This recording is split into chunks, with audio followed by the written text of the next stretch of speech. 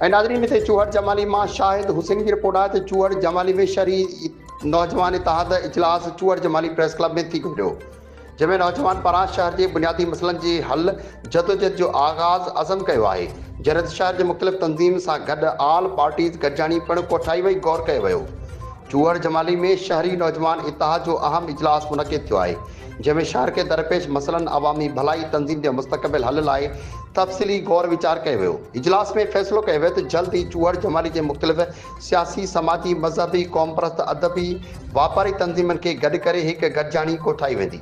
इजलास में उन अज़म जो इज़हार किया वियो त शहरनि के दरपेश बिजली, गैस, पानी, बदमनी, मंशा जी आज़ार, तालीम, सेहत ऐं बुनियादी सहूलतनि जी फ़राहमी खे हर फोरम ते पुरअमन ऐं क़ानूनी जदोजहद ज़रिए उथारे वेंदो। शिरकत कंदड़ चयो त शहरी नौजवान इतिहाद कंहिं बि सियासी वाबस्तगी खां मथां थी करे अवामी मुफ़ाद, शहर की तरक्की ऐं नौजवान जे मुस्बत किरदार खे हथी ॾियण लाइ कमु कंदा।